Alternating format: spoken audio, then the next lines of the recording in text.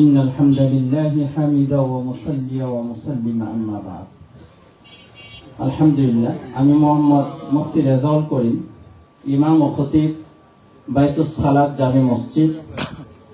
আমি অত্র মহল্লায় প্রায় 15 বছর যাবত এই কর্মরত আছি। তো শুরু থেকে আমি এলাকা দেখতেছি।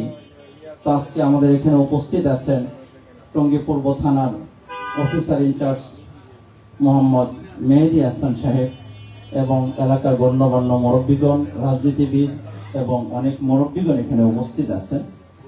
আমি সকলকে উদ্দেশ্য করে বলবো, এখানে আমাদের মেহেদি হাসান স্যার আছেন।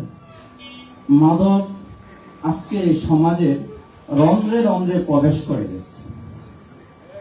আমি যখন টঙ্গীতে আসি তখন এই মাদক এমন ব্যাপক জায়গায় হইতো না, নির্দিষ্ট একটা জায়গাতে হইতো। কিন্তু বর্তমান সময়ে একটা নিরাপদ গলিতেও মাদক বিক্রেতারা অবাধে মাদক বিক্রি করতেছে। বলেন ঠিক কি ঠিক না? এবং আমরা ইতিপূর্বে দেখেছি টঙ্গীকে বলা হইতেছে মাদক বিক্রির হাট। ঠিক, মাদক বিক্রির হাট।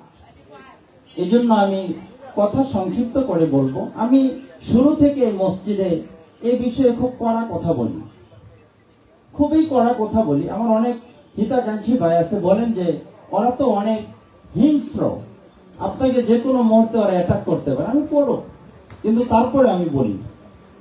তো আলহামদুলিল্লাহ আজকে আমাদের স্যার এখানে উপস্থিত আছেন, আমাদের জসিম ভাই উপস্থিত আছেন, আমাদের মুতাল্লি সাহেব সহ মুরব্বীগণ উপস্থিত আছেন।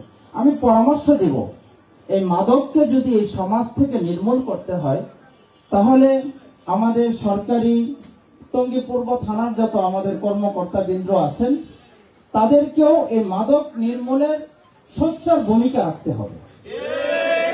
2 নম্বর, আমাদের এই সমাজে আমরা যাদেরকে সমাজের হর্তাকর্তা বলি, অধিকাংশ মাদক চলতেছে কোনো না কোনো রাজনীতিবিদের নিয়ন্ত্রণে। বলেন ঠিক, কোনো না কোনো রাজনীতিবিদের নিয়ন্ত্রণে এই ছেলেগুলো আজকে অবাধে এই মাদক কেনা বেচা করতেছে।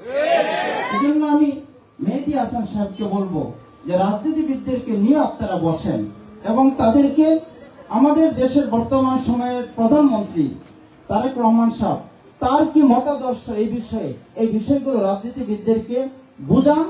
যদি না বুঝে তাহলে আপনি আইনি ব্যবস্থা ওই সমস্ত মাদক বিক্রেতা ছেলে ফেলেদেরকে না ধরে ওই সমস্ত রাজনীতিবিদদেরকে আপনি ধরেন, তাহলে নির্ণয় হবে।